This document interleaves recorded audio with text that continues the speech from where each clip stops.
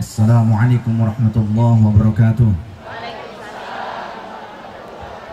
Bismillahirrahmanirrahim. Alhamdulillahi rabbil alamin. Asyhadu an la ilaha illallah wahdahu la syarika lahu. Asyhadu anna sayyidana Muhammadan abduhu wa rasuluhu la nabiyya ba'dah. Allahumma salli ala sayyidina Muhammadin al-Fatih lima ughliqa wal khatim lima sabaq. Nasiril haqqi bil haqqi wal hadi ila siratikal mustaqim. Wa ala alihi haqqa qadrihi wa miqdaril azim. Subhanaka la ilma lana illa ma 'allamtana innaka antal alimul hakim. Rabbana iftah bainana wa baina qaumina bil haqqi wa anta khairul fatihin. Allahumma nawwir qulubana bi nuri hidayatika kama nawwartal arda bi nuri syamsika abadan abada bi rahmatika ya arhamar rahimin. Allahumma arzuqna fahman nabiyyin wa hifdzal mursalin wa ilhamal malaikatil muqarrabin. Rabbi zidna ilman nafi'an warzuqna fahma. Allahumma faqihna fid din wa 'allimna ta'wil. Allahumma hdi qaumana wa ahlana wa dhurriyyatana wa talamidana wa muridana wa atba'ana wa ahbabana wa man da'ana bil khairat wa man nasara da'watana wa ma'ishatana wa jiranana wa sultanana wa umara'ana wa ra'iyyatana walladhina yaruna ilayna wa yasma'una kalamana bihudaka. Ihdina wahdihim bihudaka. Ihdina wahdihim bihudaka ya Allah. Rabbi shrah lana sudurana wa yassir lana umurana wahlul 'uqdatan min alsinatina yafqahu aqwalana waj'alna waziran min ahlina wa atba'ina wa sultanina wa awliyaika ulamaika arhamar rahimin walhamdulillahi rabbil alamin. Madad ya sayyidi ya Rasulullah ya sultanul awliya. Al-Fatihah hadratil habib sayyidina Muhammadin sallallahu alaihi wasallam wa ala alihi wa sahbihi wa azwajihi wa dhurriyyatihi wa nibatil kiram thumma ila ruhil jamil anbiya wal mursalin wa khadama syara'ihim wa li arwahi ummahatil mu'minin wa ahli baitir rasul taratir rasul wa dhurriyyatir rasul wa li khulafa'ir rasyidin sayyidina Abu Bakr wa Umar wa Uthman wa Ali radhiyallahu anhum wa la baqiyatus sahabati wal qarabati minat tabi'in wat tabi'in tabi'in lahum bisani ila yaumiddin wa rahmah.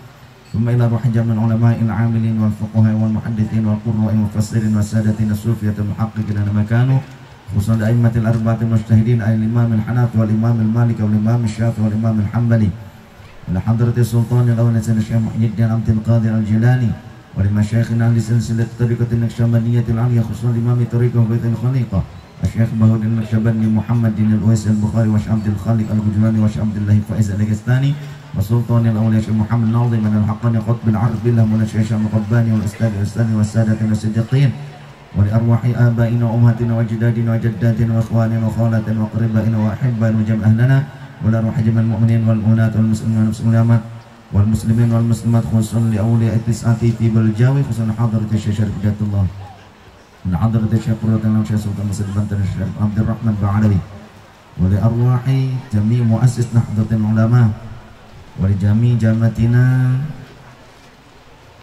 alladhina kanu fi hadzal majlis lana wa lahumul Fatihah. A'udzu billahi minasyaitonir rajim. Bismillahirrahmanirrahim. Alhamdulillahi rabbil alamin arrahmanir rahim maliki yaumiddin.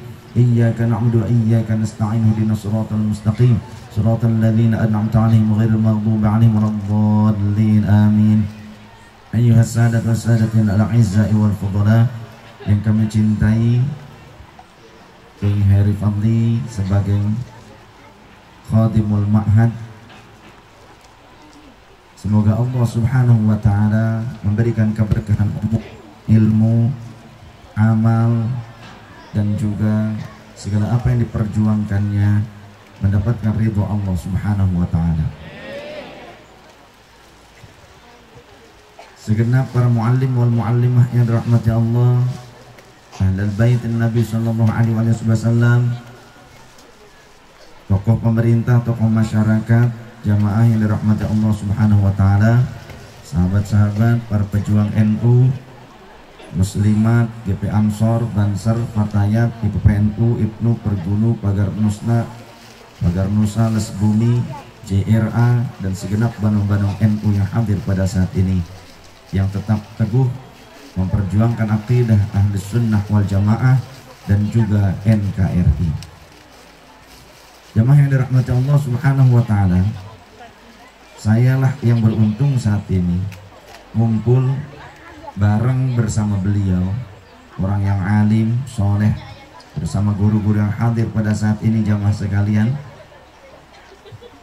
insya Allah Saya juga niat tabarukan kemari, ngalap berkah, ngumpul bersama orang-orang yang faqih, terutama di Jalsah Fuqaha, tempat duduknya orang-orang faqih, berkumpulnya orang-orang faqih di sini. Tadi sudah dijelaskan sebagian keterangan-keterangannya, makalahnya, dan memang nyata keadaannya. Bahkan kita datang kepada orang-orang faqih, kepada orang-orang alim dengan tujuan untuk menimba ilmu dari mereka, itu perintah Allah. Jadi kalau orang berkata bahwa bekerja ke pabrik itu masuk kategori jihad, kalau niatnya lillah, nyari rezeki yang halal, ke kantor begitu pula, ke pasar begitu pula, insya Allah dikategorikan jihad kalau memang niatnya untuk mencari nafkah yang halal. Tapi tentang jihad ini, terlebih maju ke medan laga untuk membela agama, membela keadilan. Jangan atas nama agama tapi justru menghilangkan keadilan, malah asobiyah yang ditegakkan. Apa asobiyah? Fanatik buta. Banyak orang-orang saat ini yang mengatasnamakan agama tapi ujung-ujungnya asobiyah, fanatik, buta. Itu yang kita khawatirkan. Tentang jihad saja, Allah Subhanahu wa ta'ala telah menegaskan bagaimana kedudukan jihad dan thalabul ilmi. A'udzubillahissamil-alim minasyaitonir rajim. Wa ma kana al-mu'minuna liyanfiru kaffah falawla nafara min kulli firqatin minhum ta'ifatun liyatafaqahu fid din wa liyunziru qaumahum idza raja'u wa liyunziru qaumahum idza raja'u ilaihim la'allahum yahdharun. Wallahu wa rasuluhu a'lam bi muradihi wa ma'na. Tidak sepatutnya orang-orang mukmin seluruhnya maju ke medan laga, tapi selayaknya ada beberapa orang dari setiap firqah, dari setiap golongan, dari setiap kelompok, dari setiap kabilah, dari setiap kaum yang mereka pergi liyatafaqahu fiddin, untuk mempelajari agama. Jadi tidak selayaknya bahkan seluruh muslimin maju ke medan laga. Harus ada orang yang justru konsen untuk mempelajari agama. Supaya apa? Supaya kelak jika mereka kembali kepada kaumnya, mereka akan memberikan peringatan kepada kaumnya. Kenapa pentingnya ilmu? Bukan tidak penting jihad fisabilillah, karena hakikatnya mencari ilmu pun masuk kategori jihad yang paling utama. Bahkan afdalu min alfi syahidin, lebih utama dibandingkan 1000 kematian syahid. Lebih utama dibandingkan menengok 1000 orang yang sakit, atau 1000 kali kita menjenguk orang yang sakit. Lebih utama dibandingkan kita memulasara jenazah 1000 jenazah, atau kita memulasara 1000 kali jenazah. Lebih utama. Karena banyak orang-orang yang jihad tapi tidak dilandasi ilmu, hanya nafsu yang ada, justru keluar daripada konteks jihad itu sendiri.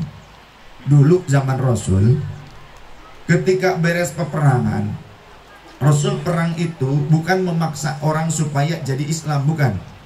Rasul perang itu menegakkan keadilan. Bahkan tentang keadilan, bagi siapapun yang menentang keadilan, yang melanggar aturan, melanggar hukum, Rasul akan menegakkannya. Inilah idealismenya Rasulullah. Bahkan beliau berkata, "Lau kanat Fatimatu bintu Muhammadin sallallahu alaihi wasallam sarqat laqata'tu yadaha." Andaikan putriku sendiri yang mencuri, maka aku yang akan memotong tangannya dengan tanganku. Inilah keadilan dari Rasul sallallahu alaihi wasallam.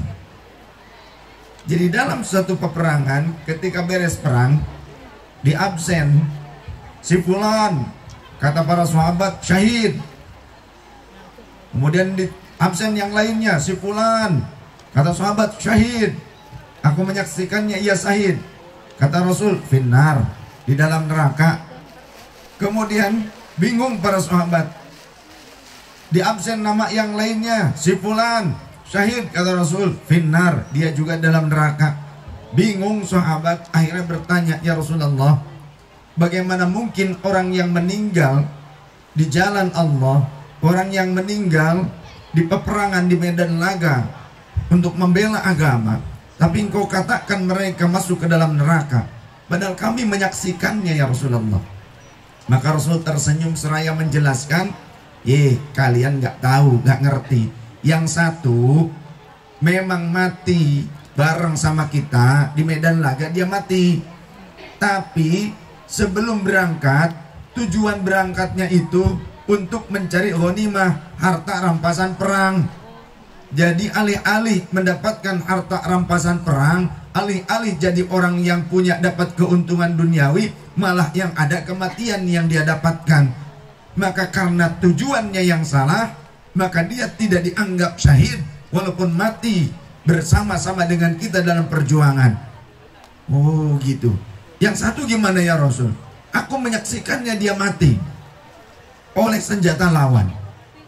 Kata Rasul, dia memang tertusuk oleh senjata lawan, tapi dia tidak sabar untuk menerima rasa sakit tersebut. Kemudian dia hujamkan senjata tersebut lebih dalam lagi, dia tusukkan lebih dalam lagi, sehingga dia pada saat itu membunuh dirinya sendiri. Dia tidak sabar dengan ujian dari Allah Subhanahu wa taala, karena dia juga sebelum dia berangkat, niatnya ingin disebut sebagai seorang yang mati syahid. Makanya Imam An-Nawawi Al-Bantani, Syekh Nawawi Al-Bantani, beliau mengatakan salah satu syarat mati syahid adalah seseorang itu ketika mau pergi ke medan laga, niatnya bukan mau mati. Jadi kalau ada orang pergi ke medan laga, walaupun atas nama bela agama, niatnya mau mati, maka itu haram, kata Syekh Nawawi Al-Bantani. Karena kalau setiap orang muslim maju ke medan laga, semuanya mau mati semua, nah orang Islam siapa yang akan melanjutkan perjuangannya? Betul tidak? Siapa yang akan melanjutkan perjuangannya? Mati kabeh. Jadi wong Jawa entek kabeh. Saya FKB cek Sunda amal. Nah orang dia naon bahasana? Bahasa Tambun, naon bahasana Tambun? Betawi. Jadi jika ada di zaman kini ada orang mengatasnamakan jihad di jalan Allah, nyatanya jihad di jalan tamrin, maka dia tidak masuk kategori orang yang mati syahid, tapi mati sangit. Mati sangit. Apa itu mati sangit? Orang Jawa bilang mati sangit, mati terbakar, bau gosong, ya bau sangit. Iya, apalagi jika atas nama jihad tujuannya syahwat, bukan jihad tapi syahwat. Alih-alih dia jihad, ternyata tujuannya ingin mendapatkan istri dari kalangan bidadari sebanyak 70 bidadari nanti di surga.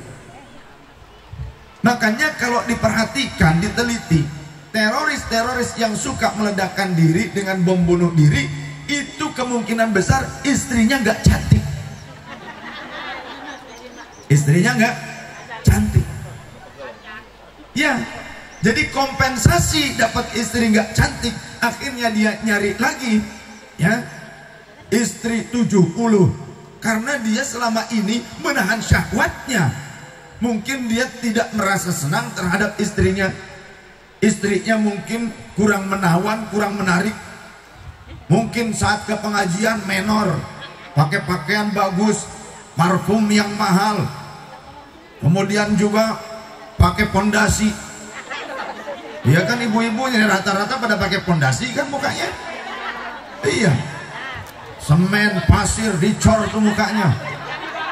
Foundation, bahasa Inggris, Bahasa Indonesia pondasi. Iya kan? Goyoan foundation makan teri. Pakai pondasi. Wah, dicat merah. Ya kan? Pakai eyeshadow, lain sebagainya. Pakai eyeliner. Padahal mah arang. Tapi saat di rumah rambut cawik wig, buuk nggak bendul, ya, nggak disisir acan karena nggak kebeli. Tugas suami beliin sisir mah pak, bukan istri mah make, betul nggak bu? Tugas suami nyari duit, istri tugasnya ngabisin duit. Setuju? Wani piro. Kemudian pas di rumah istri, kalau sekarang ke pengajian, ke pasar, ke kondangan, pakaian yang bagus, yang mahal. Pas di rumah ketemu suami, daster soek. Nah, itu nyata, ya. Buang tuh daster sobek, ganti apa dong? Lingerie yang bagusan. Ngerti lingerie? Ya ngerti lah, gaul ketelah. Iya. Nih saya kasih tahu kayak bukan ngajarin ya. Gini saya kadang beliin lingerie buat istri. Tuh bu, makanya pak, kita suami itu kalau kita punya harapan istri kita menarik untuk kita, ya kitanya yang harus bisa dandanin istri, benar gak?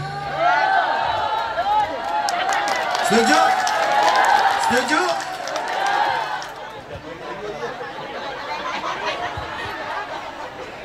Rekening Mandiri 1320005143533. Jangan lupa. Ibu setuju. Karena memang di dalam Al-Quran mereka ini dianalogikan sebagai sawah, ladang. Mereka itu ladang sawah kalian. Apa yang muncul dari sawah tergantung petaninya yang punyanya, betul tidak?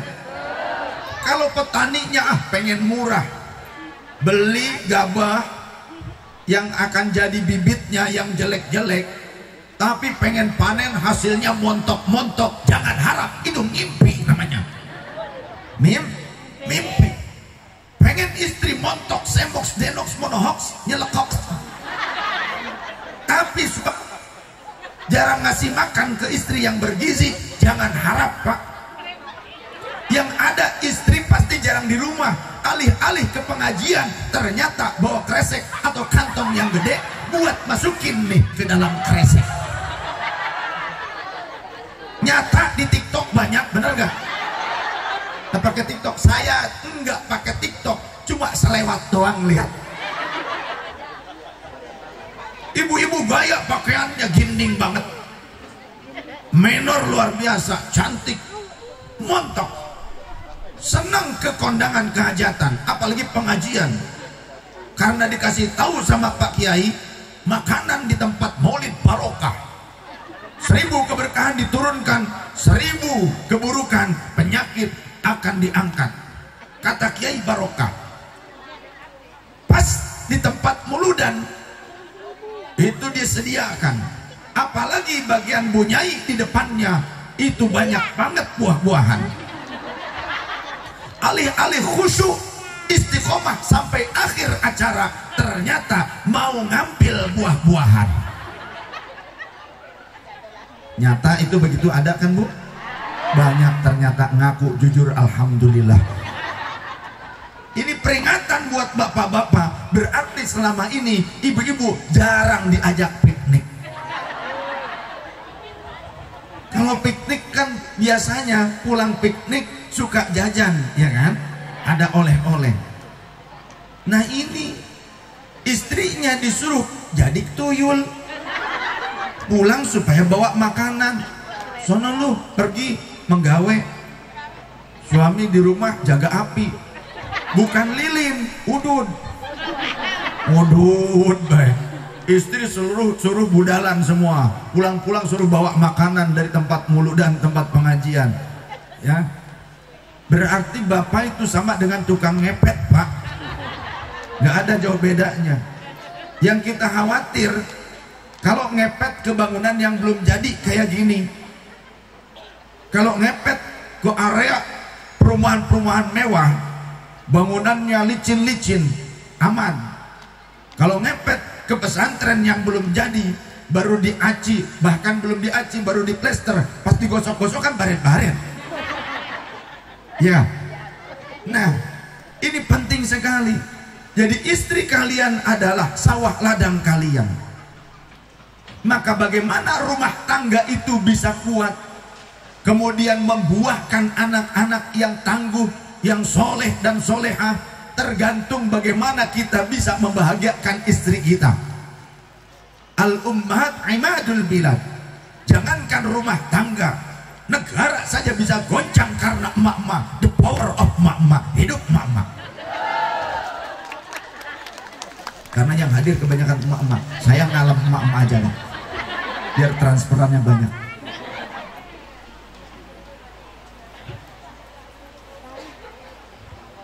Negara kalau wanitanya, kaum wanita di suatu bangsa, di suatu negara, mereka tidak terdidik dengan akhlak, hanya disuruh nungguin tungku saja, urusan dapurnya saja.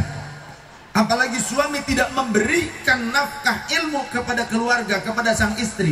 Bagaimana mungkin istri yang diberikan amanah mengurus anak di rumah bisa mendidik anak menjadi orang-orang yang soleh dan solehah? Al-baitu madrasatul ula. Rumah itu merupakan tempat pendidikan yang pertama. Makanya jangan kita aneh kalau ada santri yang dititipkan ke pesantren, kemudian masih ada yang bandel-bandel. Karena apa? Dianggap pesantren oleh sebagian orang tempat pembuangan. Beda dengan zaman dulu. Kalau dulu tujuan utama nitipkan anak ke pesantren walaupun orang kaya. Sekarang mah kalau anak sudah susah diurus baru titipkan ke pesantren. Pak Yai, emang tempat pembuangan sampah apa? Begitu. Jangan salah kita menata hidup. Jangan nunggu anak bandel kemudian kita masukkan ke pesantren. Apalagi pesantrennya pesantren tradisional, bukan boarding school. Kadang ada orang kaya mau mesantrenin anaknya tapi ke boarding school. Saya mau cari pesantren yang kira-kira anak saya tidurnya pakai spring, pakai bed, kemudian makannya pakai catering, kemudian pakaiannya dicucinya pakai laundry. Itu bukan pesantren, Bu, itu apartemen.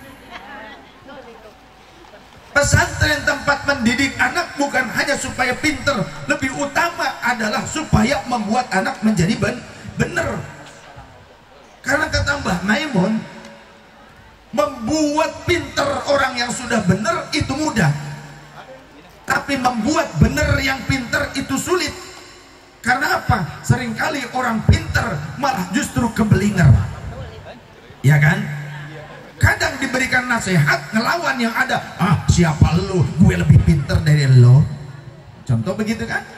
Nah, itu nyata dalam kehidupan. Maka didiklah anak-anak kita di rumah oleh orang tuanya terlebih dahulu, karena mereka lebih merekam apa yang dididikkan oleh orang tua, yang dicontohkan oleh orang tuanya. Maka nafil aba fil abna. Apa yang ada pada orang tua bisa nurun kepada anak. Apa? Bukan hanya harta, bukan hanya kedudukan, tapi karakter itu lebih mudah. Makanya ketika mencari pasangan hidup jangan asal. Kata baginda Rasul, ikhtaru linutafikum fa innal irqadassasun. Carilah, pilihlah, ya, disuruh milih bukan nyari, tapi pilihlah oleh kalian. Ikhtaru, pilihlah oleh kalian. Jadi ada ikhtiar, nyari dan memilih. Apa yang dipilih? Tempat-tempat nutfah kalian, tempat-tempat sperma kalian. Laki-laki punya nutfah, punya sperma. Perempuan punya nutfah, punya sperma. Artinya pilihlah pasangan hidup kalian yang akan menumbuhkan buah hati kalian. Karena apa? Fa innal irqadassasun, karena keringat itu meresap. Artinya apa? Karakteristik seseorang bisa nurun kepada anak-anaknya. Orang tuanya keras kepala, anaknya nggak mungkin lembek kepala. Benar gak? Ya ada ininya, ada batok kepala. Orang tuanya lelembut, anaknya nggak mungkin yang kasar-kasar, pasti lelembut juga. Ya, lembut-lembut gitu maksudnya karakternya, bukan lelembut dedemit, bukan. Jadi nurun ke anak. Akan tetapi tentang ilmu itu bukan bin nasabi. Al ilmu bil kasbi la bin nasabi. Ada makalah seperti itu. Ilmu bukan karena nasab, tapi ilmu harus dikasab. Ilmu harus diperjuangkan mendapatkannya. Maka jangan kita mentang-mentang turunan kiai, jangan mentang-mentang turunan habaib, turunan Rasulullah. Kalau ternyata nggak mau ngaji, ya bodoh tetap. Habaib turunan Rasulullah, Rasul alim, habaib juga harus mewarisi sifat dan ilmunya Rasul Shallallahu Alaihi Wasallam. Makanya keturunan Rasul itu ada beberapa istilah. Asalnya Sayyid, belum dikenal istilah Habib. Istilah Habib itu disematkan oleh Al Habib Muhammad bin Abdurrahman Al-Attas radhiyallahu an. Dulunya Sayyid karena baginda Rasul sendiri mengatakan, anak sayyidu waladi Adam yaumal qiyamati wala fakhra. Aku adalah sayyidnya, penghulunya seluruh manusia pada hari kiamat. Berarti dari mulai manusia pertama diciptakan sampai terakhir yang mimpin Rasulullah. Bahkan bukan alam manusia saja, seluruh makhluknya Allah yang paling utama, yang menjadi pemimpin, yang menjadi penghulunya adalah Sayyidina Muhammad Sallallahu Alaihi Wasallam. Tapi bukan tujuanku untuk menyombongkan diri dengan ungkapan ini. Wala fakhra, kata baginda Rasul. Sekelas Rasul saja tidak mau menyombongkan diri, apalagi keturunannya tidak boleh menyombongkan diri dengan nasab dan kemuliaan. Karena kata baginda Rasul, man batta'a amaluhu lam yusri' bihi nasabuh. Siapa yang amalnya, perbuatannya buruk, tidak bagus, maka tidak akan mempercepat nasab mulianya tersebut sampai pada keridhaan Allah Subhanahu wa taala. Ini hadits Rasul. Jadi menjadi zuriyah Rasul itu berat. Harus menjaga marwah Rasulullah sallallahu alaihi wasallam dan keluarganya. Jadi jangan asal punya nasab tapi untuk ngasab. Banyak yang seperti itu. Punya nasab untuk ngasab, cuma buat nyari duit. Gampangannya nanti ke umat, ke masyarakat. Kalau dia minta sesuatu nggak dikasih, ente kualat. Kalau ente nggak ngasih sama aneh, siap nu kawalat mah. Jaksa aing ngomong, tuman.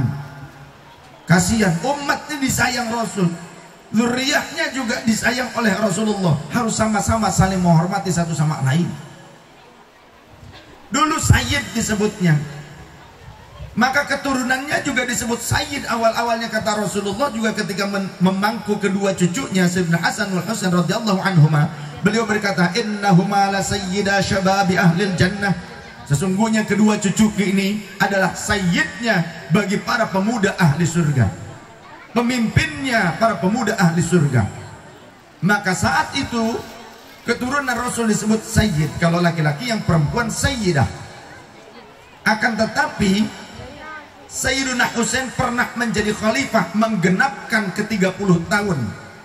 Jadi kata Rasul, khilafah itu hanya akan bertahan setelahku selama 30 tahun. Setelah itu hanyalah jababirah, penguasa-penguasa yang berlabelkan khalifah, tapi penguasa, raja itu. Nyata di dalam sejarah dari Sayyidina Abu Bakar Siddiq radhiyallahu an sampai Sayyidina Hasan radhiyallahu an, Sayyidina Hasan mengakhiri masa kekhilafahan yang disebutkan Rasul selama 30 tahun. Sayyidina Hasan hanya dari beberapa bulan saja menjadi khalifah, menjadi Amirul Mukminin. Maka kalau ada orang zaman sekarang mengaku khilafah, khalifah ala Londoniyah, itu namanya bohong. Jangan asal. Adzan bukan? Sebentar, rehat bentar. Silakan diminum. Salah.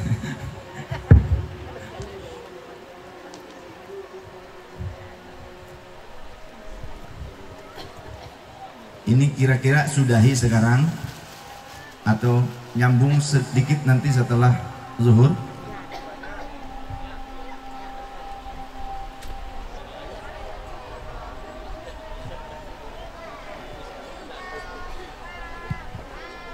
Mohon izin melanjutkan.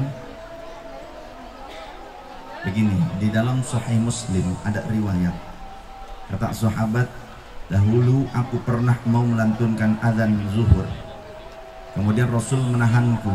Beliau berkata, tunggulah sejenak hingga udara mendingin. Kemudian kami menunggu beberapa saat, kemudian aku berdiri lagi untuk melantunkan azan. Kata Rasul, tunggulah sejenak hingga udara menjadi sejuk. Kemudian kami menunggu beberapa saat, kemudian aku berdiri lagi yang ketiga kalinya untuk melantunkan azan. Rasulullah berkata, tunggulah sejenak hingga udara menjadi sejuk.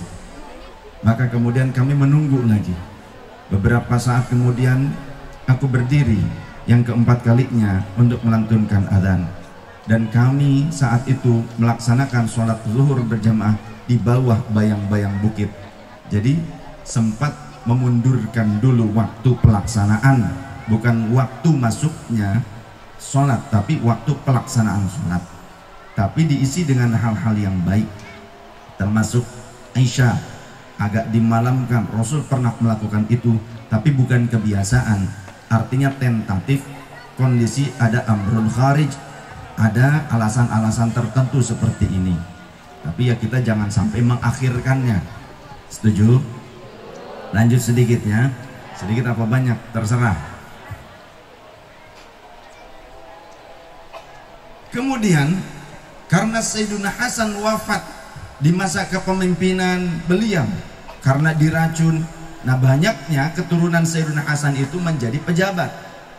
Banyaknya keturunan Sayyiduna Hasan menjadi saudagar, menjadi pejabat, sedangkan keturunan Sayyiduna Husain kebanyakan menjadi ulama.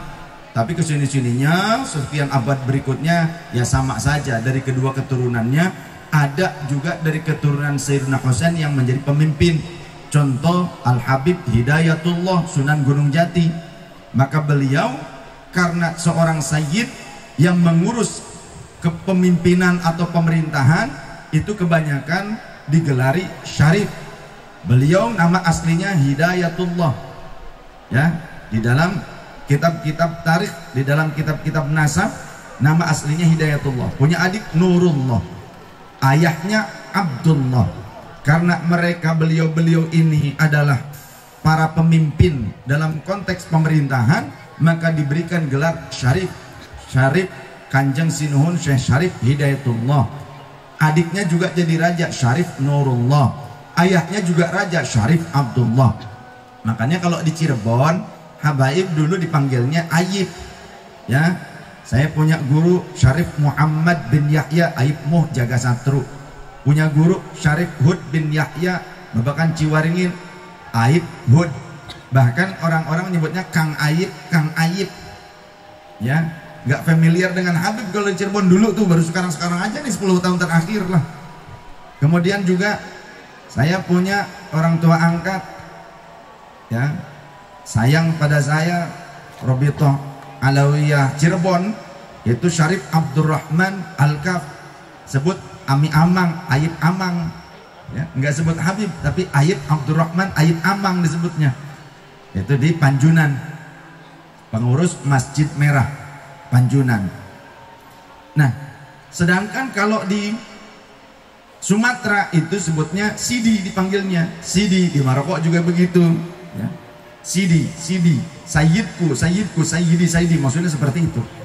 Nah, kemudian pada masa Al-Habib Umar bin Abdurrahman Al-Attas, beliau menyematkan istilah Habib. Terus di Indonesia ini familiarnya baru kisaran belasan tahun saja. Apalagi dulu mah di Jakarta dipanggilnya Wan. Makanya ada Wan Abud kan itu ya, Wan Abud, Jini oh Jini tuh gitu. Ya, panggilnya Wan kalau di Jakarta. Ya sempat, sekarang juga masih ada yang manggil Wan gitu. Di Cirebon juga Ayib masih dipakai, Sidi juga di Padang masih dipakai. Tapi sekarang sudah istilah Habib itu sudah merata. Tapi siapa sih sebetulnya orang yang berhak untuk mendapat gelar Habib itu? Murid batinnya Habib Umar, yakni As-Sayyid Abdullah bin Alwi Al-Haddad radhiyallahu an, beliau mengatakan, klasifikasi orang yang pantas mendapat gelar Habib ini juga disampaikan oleh Habib Zain di Maktab Daimi, juga Habib Ahmad, ya, ketika mendapatkan informasi di Indonesia ada Sadatul Alawiyin yang melanggar aturan negara, maka kata beliau memberikan rekomendasi kepada pemerintah tindak tegas. Sama Abah Lutfi juga begitu, ya. Abah Lutfi juga begitu, ketika ada Sadatul Alawiyin yang melanggar aturan-aturan negara, aturan hukum, maka kata Abah, jika dia salah, terbukti salah, tangkap, kata Abah Lutfi. Karena ini merupakan idealismenya Rasulullah SAW menegakkan keadilan. Makanya sila yang kelima, keadilan sosial bagi seluruh rakyat Indonesia. Jadi ulama-ulama kita, the founding father kita, para pendiri bangsa kita, mereka paham. Karena kebanyakan ulama, apalagi dapat istikharah Hadratus Syekh Hasyim Asy'ari, Pancasila itu. Jadi Rasulullah lah yang datang ke dalam mimpi beliau memberitahu tentang baiknya Pancasila untuk bangsamu. Hasil istikharah Pancasila itu. Jadi kata Habib Abdullah bin Alawi Al-Haddad, nasabnya dia harus dari jalur laki-laki sampai Sayyidah Fatimah radhiyallahu anha. Nasabnya nyambung laki-laki dari laki-laki terus dari Sayyidah Fatimah radhiyallahu anha. Kemudian juga dewasa sifatnya. Dewasa itu bukan tentang umur, tapi tentang kejiwaan, tentang sikap. Karena banyak orang yang tua tapi nggak dewasa sikapnya, betul tidak? Banyak. Kemudian juga kealimannya, dia mewarisi ilmu-ilmu Rasul SAW yang luas, dan akhlaknya soleh, akhlaknya budi pekertinya bagus. Maka itu pantas disebut Habib, kata Habib Abdullah bin Alawi Al-Haddad. Jika belum mencapai klasifikasi itu, cukup saja sebagai sayyid atau syarif, ya.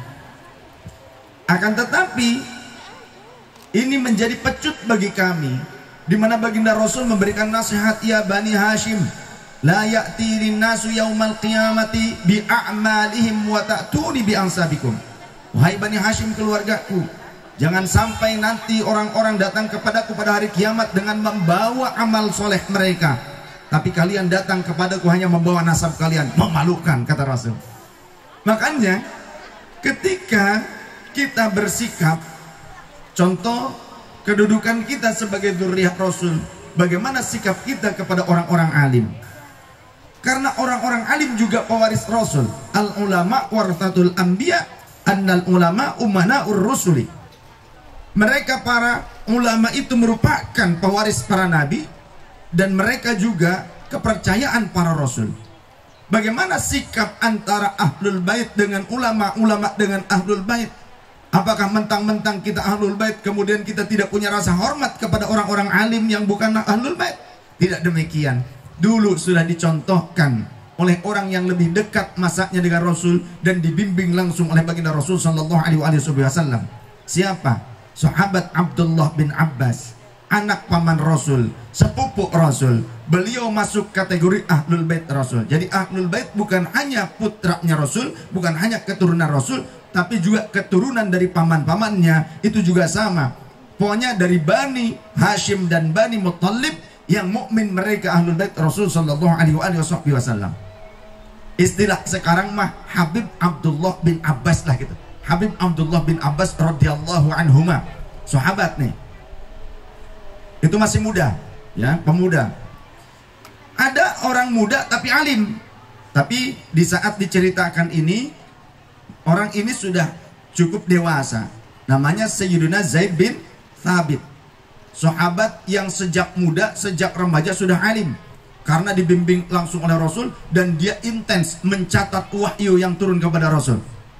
Beliau salah satu pencatat wahyu, ya. Makanya sahabat Umar, sahabat Abu Bakar, dan sahabat-sahabat yang senior mengakui kealimannya. Bahkan kodifikasi Al-Quran. Ini kalau di Al-Azhar, ilmu tentang kodifikasi Al-Quran ini S3 ini. Nah, kalau ibu-ibu di sini, bapak-bapak sudah S-nya S campur ini. Campur-campur soalnya. Itu diserahkan kodifikasi Al-Quran pertama kali, pembukuan Al-Quran diserahkan tanggung jawabnya oleh Amirul Mukminin Khalifatul Rasulullah SAW, Sayyidina Abi Bakrin Siddiq radhiyallahu anhu. diserahkan kepada Sayyiduna Zaid bin Thabit. Nah, ceritanya berlainan nih. Kita kembali kepada cerita tentang Sayyidina Abdullah bin Abbas dengan Sayyidina Zaid bin Thabit. Kalau istilah sekarang adalah kiai, ya. Kiai itu Sayyidina Zaid bin Thabit itu Kiai Zaid bin Thabit radhiyallahu an. Sedangkan sepupunya Rasul Sayyidina Abdullah bin Abbas diistilahkan Habib Abdullah bin Abbas radhiyallahu an, supaya gampang kita menganalogikannya. Ini diajak kita untuk berpikir ala di kampus lah. Ya walaupun gini, walaupun nggak pernah kuliah, tapi sering diminta untuk mengisi seminar di universitas negeri. Jadi maksud saya, bapak dan ibu yang punya anak dititipkan di pesantren ini jangan pernah putus asa, jangan pernah menganggap anak kita nggak bakal jadi orang mulia. Ta'adus bin nikmah, gondrong-gondrong begini, sering masuk kampus universitas negeri, diminta oleh rektor, dekan, mahasiswa untuk mengisi seminar berdua dengan profesor. Jadi pas profesor disebutkan CV-nya, sekolahnya di anu, kuliah S1-nya di anu, S2-nya fakultas anu di anu, S3-nya. Pas saya doktornya doktor kastrologi. Kalau sahabat saya Dr. Sulaiman Al-Kumai, profesor doktornya di bidang neurologi. Saya kastrologi. Pas disebutkan begitu ngakak. Tadinya sempat pada bingung mahasiswa yang hadir dan dekan. Ya. Tanya ke Umi, Mi, astrologi itu fakultas apa itu? Kalau astronomi, astrologi mungkin kami paham istilah itu. Tapi kastrologi apa, Mi? Kata, itu loh panci bulat yang buat nanak nasi liwat, kata Umi gitu. Masih bingung. Beliau tuh nggak kuliah, tapi di pondok aja, pindah-pindah pondok tuh, di pondok terus. Oh gitu ya. Tapi gaya, pakai slide, pakai pointer, gayanya sudah kayak dosen, begitu ya. Jadi jangan pernah putus asa nitipkan anak ke pesantren, maksud saya. Walaupun pesantrennya tidak seperti apartemen, pesantrennya tetap pesantren tradisionalis. Ini tuh kayak begini, hasil makan daun-daunan, ubi-ubian. Saya nggak makan nasinya tahunan, lama, beneran. Apalagi beras, nasi aja nggak makan. Minimal yang terhitung 8 tahun. Jadi kalau nanti di sini ada santri, orang tuanya belum datang ngasih beras, ngasih kiriman, jangan kemudian pulang ke rumah. Saya nggak pulang-pulang bertahun-tahun nggak ketemu orang tua, bahkan nggak dibiayai. Makanya kenapa saya nggak makan nasi, karena nggak bisa beli beras. Beneran. Ketika saya khidmat kepada kiai saya, karena keberkahan ilmu ada pada berkahnya kita ketika khidmat kepada kiai kita, kepada guru kita. Ketika kiai saya selalu menyediakan makanan untuk santri-santri yang khidmat, saya nggak pernah mau makan di tempat kiai. Kenapa? Saya khawatir khidmatnya saya tidak tulus. Saya khawatir khidmat di kiai hanya ingin makan gratis, numpang tidur gratis. Sudah mas saya gratis, mondok gak dipakai pungutan biaya karena tahu gak punya duit. Gak datang juga sendiri, gak dititipin orang tuanya, gak ada katanya kemana ini, mengembara. Seperti itu. Kemudian kadang kalau mau nyari bekal makanan ke hutan, kalau gak punya duit, kadang nyusurin kali. Pernah saya jadi tukang ngarit rumput buat ngasih makan kambingnya kiai. Pernah tuh. Biasanya kalau makan waktu itu masih makan nasi, tapi bekasan orang. Jadi kalau santri makan nasi liwet, biasa ngeliwat bareng-bareng, secangkir patungan. Nanti lauk pauknya beli, ya masak mereka. Nah suka ada sisa kan. Nah saya tuh makan dari sisaan mereka. Jadi di kebun ada tempat masaknya. Saya mengarit saja. Pulang ngarit saya tuh yakin saja ada bekas makanan. Sisaan santri remeh-remeh cek Sunda mah. Pas saya lihat ke kebun gak ada yang masak, gak ada bekas makanan. Baru ngeh ternyata anak-anak yang lain pulang karena liburan. Saya tetap konsen istiqomah ngarit di pinggir kali, di tegalan. Akhirnya beres ngasih makan rumput, ke kandang kambing, dilihat nggak ada makanan sisaan santri karena pada pulang, saya balik lagi ke kandang kambing. Bilanglah ke kambing, "Be, lapar." Ini bener kok. Iya. "Be, lapar. Minta daharnya." Karena kebetulan itu di pesantren Pasundan. Saya juga di Jawa lama juga. Tapi ini cerita yang di pesantren Pasundan nih. "Be, lapar. Minta daharnya. Be, lapar, saya minta makannya." Karena mbeknya juga mbek kiai dan nyantri di situ. Dia itu merasa setia kawan. Dia bilang, "Mangga." Mangga katanya. Ambillah makanan kambing dari tempat makanan kambing. Saya comot, masukin kastrol, dikasih garam, direbus sama saya. Keluar ya tetap saja makanan kambing, nggak jadi spaghetti. Karena bertahan hidup, lapar ya saya makan. Tapi alhamdulillah gak menjadi rusak tubuh saya, malah tetap menjadi ganteng, lebih ganteng sekarang. Begitu. Ya. Maksudnya gini loh, buat orang tua sing yakin nitipkan anak ke gurunya, ke kiai. Beda dengan di sekolah. Tapi tetap sekolah, kalau memang mampu tetap sekolah, lanjut terus. Tapi pesantren jangan ditinggalin. Mondok tetap anak-anaknya. Sekolah ya sekolah, mondok yang mondok. Jangan dikira anak mondok itu tidak akan menjadi orang-orang yang berguna bagi nusa dan bangsa. Justru kalau kita melihat sejarah bahwa orang-orang yang berperan untuk kemerdekaan Indonesia itu adalah para ulama dan santri. Betul tidak? Coba lihat di dalam buku-buku sejarah. Bahkan peranakan Belanda Indonesia saja yang disebut namanya Multatuli. Siapa Multatuli? Coba buka lagi nanti sejarahnya. Ya, nama Belandanya ada. Ia yang tadinya dididik untuk menghancurkan Indonesia, malah justru dia akhirnya semangat memperjuangkan Indonesia, dan dia menulis dalam tulisannya dalam buku diarinya, "Jika bukan karena kaum ulama dan santri, maka perjuangan Indonesia ini tidak akan meraih kemerdekaan." Sallu ala Nabi Muhammad. Maka pemerintah jangan memandang sinis, ya, jangan memandang sebelah mata kepada kaum kiai dan juga kaum sarungan, para santri. Ini menurut pakar-pakar sejarah. Ketika Indonesia butuh para pejuang-pejuang yang handal tangguh, maka mereka akan datang, pemerintah kita dulu akan datang kepada para ulama, karena ulama punya masa menggerakkan mereka untuk berjuang. Tapi setelah kemerdekaan tiba, mereka seolah-olah ditinggalkan dan dilupakan. Tapi alhamdulillah Pak Jokowi memberikan apresiasi kepada kaum sarungan, kepada para ulama dan santri, dengan menetapkan 22 Oktober sebagai hari santri, bertepatan dengan resolusi jihadnya NU. Oh, berarti pemerintah kita ini memang cinta ulama dan cinta santri.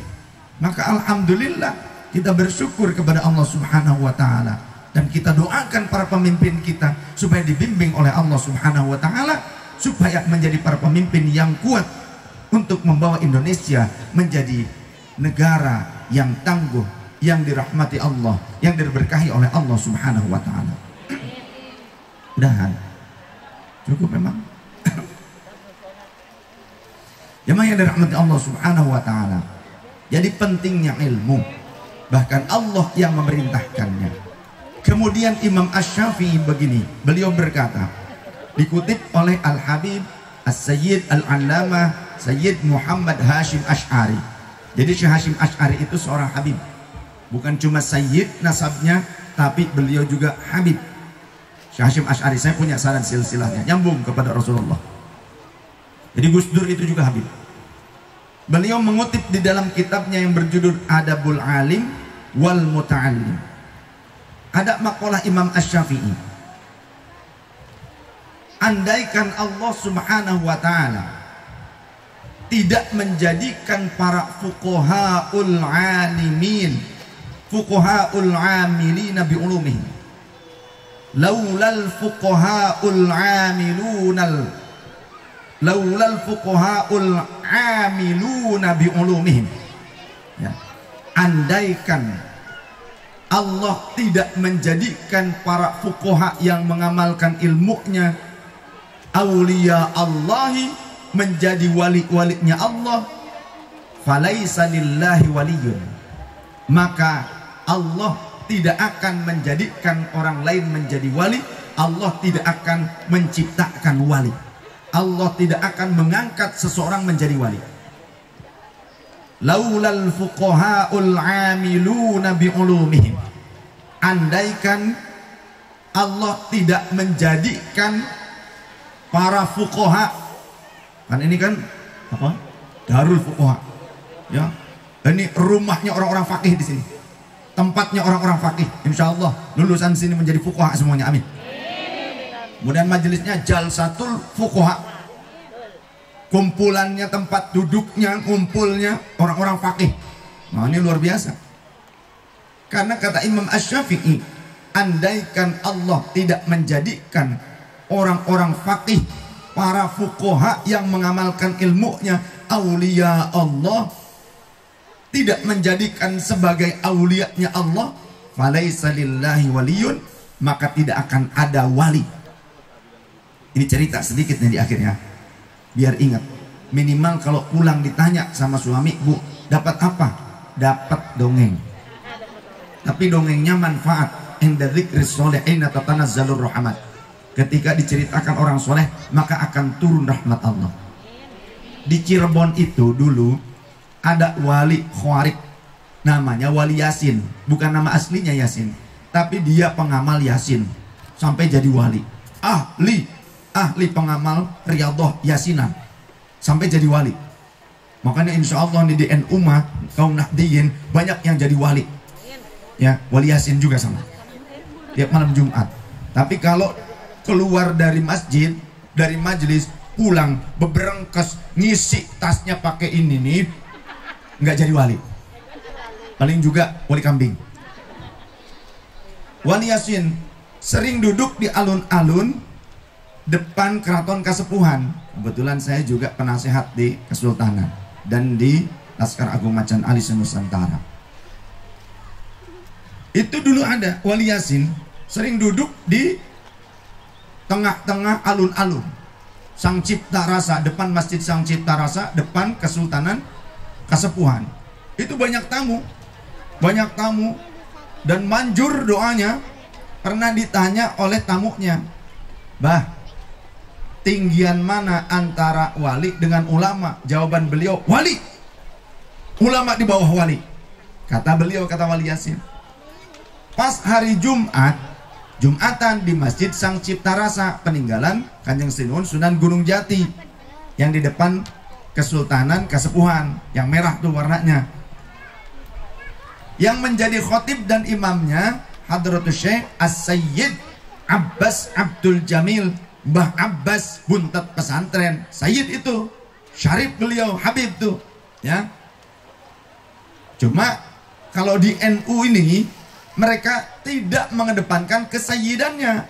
Di NU ini kebanyakan mengedepankan kealimannya, kekiaiannya. Jadi hati-hati dengan kiai-kiai NU. Banyak di antara mereka itu juga Sadatul Alawiyin. Mereka juga habaib, tapi mastur mereka menyembunyikan nasabnya. Mereka tidak mau membebani diri mereka dengan tanggung jawab yang besar karena rasa malu kepada datuknya, yakni Sayyidina Muhammad SAW.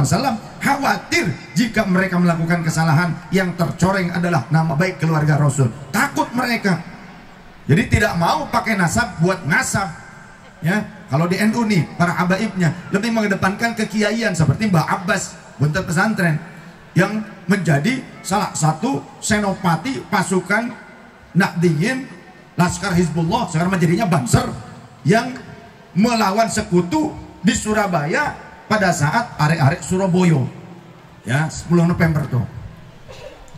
Kemudian Mbah Abbas khutbah, pas khutbah Wali Yasin di Lawang Pintu, dipanggil Wali Yasin mene kadio cek Sunda mah kemari pakai bahasa Jawa, bahasa Cirebonan. Wali Yasin mene sirah gitu. Lagi khutbah Mbak Abbas sampai begitu ya boleh-boleh saja sah ya. Rasulullah saja pernah nanya kepada sahabat yang baru datang, kamu sudah sholat belum? Belum ya Rasul, sholatlah dulu yang ringankan sholatmu 2 rakaat. Ketika Rasul khutbah tuh pernah begitu. Bahkan ada sahabat, ya Rasulullah kami ini binasa nih ya Rasul umatmu karena kemarau, ya Rasul berdoalah. Rasul berdoa dulu minta. Jadi ada, sah-sah saja. Ini dipanggil Wali Yasin oleh Mbah Abbas, maju ke pengimbaran tempat beliau khutbah, duduk sirah, suruh duduk di depan, diinjak pundaknya oleh Mbah Abbas. Ulama di atas wali, kata Mbah Abbas buntut pesantren.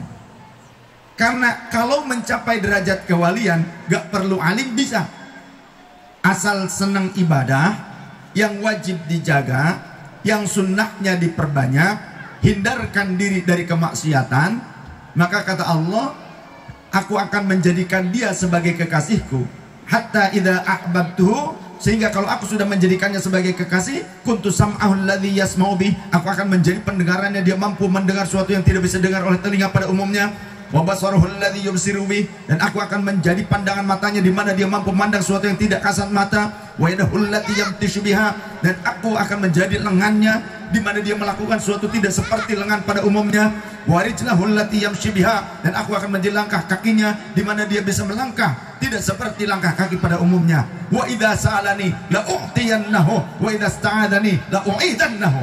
Itu wali. Cukup dengan apa? Kalimat awalnya, la yazalu 'abdi yataqarrabu ilayya ahabbu ilayya mimma aftaradtu fihi. Tidaklah hambaku mendekatkan diri kepadaku yang tak henti-hentinya mendekatkan diri kepadaku, yang lebih aku cintai dari pendekatannya itu tidak ada yang lebih aku cintai ketimbang apa yang telah aku fardukan kepadanya. Wa ma yazalu 'abdi yataqarrabu ilayya bin nawafil, dan tidaklah ketika dia hambaku mendekatkan diri terus-menerus kepadaku dengan memperbanyak amal sunnahnya, tiada lain kecuali aku akan mencintai dia. Kelanjutannya baru yang tadi kalimatnya. Kalimat awal lebih-lebih lagi, lebih-lebih menakutkan, mengerikan apa? Man adali waliyan faqad adantuhu bil harbi. Siapa yang menyakiti waliku, maka aku kobarkan peperangan. Sedangkan para ulama menyatakan dari kalangan para wali, kedudukan kewalian yang tinggi hanya diduduki oleh fuqaha, oleh ulama, oleh orang-orang yang alim. Nah, wali yang tidak alim, mereka tetap wali. Wali itu mulia, tapi derajat para wali yang tinggi hanya diberikan kepada orang-orang yang alim, yang mengamalkan ilmunya, yang soleh, yang berakhlak mulia.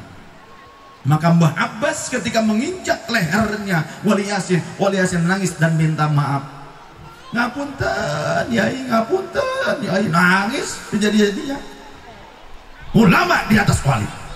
Karena kata Imam Syafi'i, andaikan Allah tidak menjadikan fuqaha yang mengamalkan ilmunya sebagai wali, tidak akan ada orang lain yang menjadi wali. Karena apa? Orang lain menjadi wali karena bimbingan fuqaha. Harus paham. Jadi jangan kita salah mengambil rujukan. Kadang orang-orang zaman sekarang tuh nggak salah juga sih. Ada orang ngaku-ngaku madzhab, nggak beneran juga kadang. Asal ada orang berlagak madzhab supaya ditakuti oleh umat, jamaah takut kewalat dan ini itu sebagainya. Tapi ke kiai nggak punya adab, nggak punya perhatian, salah. Datang orang bergaya seperti madzhab padahal mencari duit supaya ditakuti orang. Ini banyak. Murid saya qari internasional Haji Arsep Nur Yasin di Karawang, didatangi orang ngaku-ngaku habaib, ada yang berlagak seperti madzhab. Berapa orang satu mobil dari Jakarta, sampai-sampai masuk ke dalam kamar ngambil emas punya istrinya. Bilang ke saya setelah beberapa bulan berikutnya, astagfirullah, kata saya kok seperti itu. Jangan diam, ini melanggar hukum. Bagaimana kalau ada orang yang mencuri seperti itu mengataskan diri sebagai seorang habaib? Tangkap, kata Abah Lutfi. Ini sudah terjadi, ada beberapa orang sudah dipenjara. Kemudian di wilayah Tambun, Bekasi kalau tidak salah, ada juga yang membuka praktek ini itu, kemudian ada di berita, ditangkap juga. Ini urusan negara, tidak boleh asobiah. Siapapun semuanya di mata hukum berkedudukan sama. Kalau di negara ini terjadi asobiah, fanatik, buta, rusak bangsa di negara ini. Betul tidak? Tidak bisa. Penegakan hukum, supremasi hukum tetap harus berlangsung pada siapapun. Karena di dalam Riyadhus Shalihin kata baginda Rasul, inna ahlaka man qablakum. Terjadi pada masa Rasulullah, ada seorang wanita min Bani Makhzumiyah, dari Bani Makhzumi. Bani Makhzumi itu masih kerabat dengan Bani Hashim dan Bani Muttalib, masih bagian Quraisy. Tapi Sarqat mencuri. Tatkala mencuri, mereka bingung siapa yang akan menyampaikan kepada Rasul. Mereka berkata, cuma Zaid saja, Usamah saja yang bisa menyampaikan kepada Rasul, karena dia adalah hibbu Rasulullah SAW, orang yang dicintai Rasul, anak angkatnya Rasul. Maka fakallamahu Usamah, Sayyidina Usamah menyampaikan kepada baginda Rasul tentang berita ini. Apa yang terjadi? Rasulullah memerah wajahnya dan meregang urat kerongkongannya. Kemudian thumma qama fakhtatoba, Rasulullah berdiri dan kemudian Rasul berkata, berkhutbah, berorasi di hadapan orang-orang. Ayuhan nas, hai sekalian manusia, inna ahlaka man qablakum, sesungguhnya hancur luluh lantaknya kaum-kaum sebelum kalian, bangsa-bangsa sebelum kalian. Karena apa?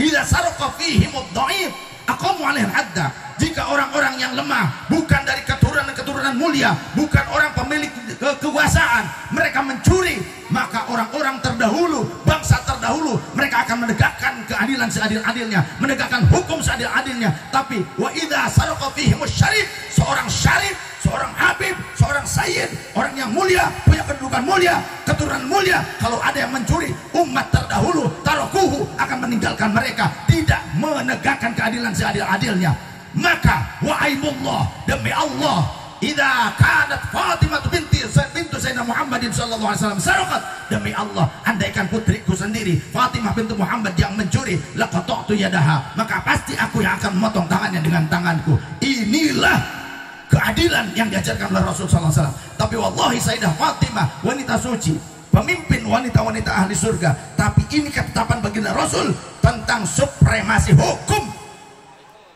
Sallallahu alaihi Nabi Muhammad. Lihat, hada hadithun sahihun. Ini haditsnya sahih. Lihat, gak perlu di kitab-kitab hadits yang panjang-panjang lebar. Riyadhus Shalihin, baca yang benar. Maka tidak boleh terjadi diskriminatif di negeri ini. Siapapun dia, keturunan manapun dia, melanggar hukum, aturannya jelas. Tapi siapapun yang berhak untuk dibela, walaupun kaum marginal, bela dia. Sallallahu alaihi Nabi Muhammad. Jadi membela agama bukan membela sekelompok orang, membela agama, tegakkan keadilan agama di antara kalian. Sallallahu alaihi Nabi Muhammad. Demikian yang dapat saya sampaikan, supaya nggak ngantuk. Nah iya, jangan mau ya dijadikan kadal oleh orang-orang yang ternyata mereka tidak mau menghormati orang lain, tapi hanya maunya dihormati oleh orang lain. Jika kau ingin menjadi tinggi, jangan kau merendahkan orang lain. Mulialah engkau tanpa harus menghinakan orang lain. Jadilah besar tanpa mengecilkan orang lain. Seperti itu cara hidup. Siapa yang menebar manfaat dan cinta, wajib baginya mendapatkan cinta dan manfaat dari yang lain. Khairun nas anfa'uhum linnas. Sebaik-baik manusia adalah yang bermanfaat bagi sesama. Tentu orang-orang alim seperti beliau, para fuqaha, para yai semuanya, dan kita yang ikut serta untuk keberlangsungan tempat mencetak para fuqaha, insya Allah akan dipandang dengan pandangan rahmatnya Allah dan dirindukan oleh baginda Rasul sallallahu alaihi wasallam. Subhanakallahumma bihamdika asyhadu an la ilaha illa anta astaghfiruka wa atubu ilaik. Saya tidak akan memimpin doa. Saya niat selalu tabarrukan kepada doanya para kiai setempat. Ini penting saya sampaikan, selalu saya sampaikan di akhir. Jangan hanya kita bisa mahabbah cinta dan menghormati kiai yang mungkin terkenal, Jangan hanya kita mampu menempatkan, memuliakan kiai-kiai yang mungkin dikenal publik, tapi kita tidak menghormati guru-guru di lingkungan kita yang mengajarkan wudhu untuk kita, sholat kepada kita, alif ba ta sampai pintar fasihatul Quran. Mereka lebih berhak mendapatkan hormatmu, mereka lebih berhak mendapatkan perhatianmu, mereka lebih berhak untuk kau tempatkan pada kursi yang tinggi. Hargai mereka, hormati mereka, muliakan mereka, walaupun mereka tampak seperti muda, tapi alim dan memberikan manfaat masyarakat, memberikan manfaat untuk masyarakat. Masyarakat ngerti bab wudu, ngerti sholat yang benar bagaimana, ngerti berakhlak itu seperti apa. Mereka lebih berhak untuk kita hormati. Tolong, jangan hanya kita bisa memuliakan yang mungkin datang kemudian karena terkenal atau mungkin sering berceramah, karena belum tentu orang yang bisa ceramah di panggung itu ulama. Karena kata Rasul nanti di akhir zaman, qalilul ulama kathirul khutbah. Ulama semakin sedikit tapi orator yang pandai bicara, tukang pidato banyak. Jangan disamakan antara ulama dengan khutbah. Makanya sekarang banyak yang ulama, bukan ulama, ngulama. Gayanya seperti ulama. Banyak itu sekarang. Ya.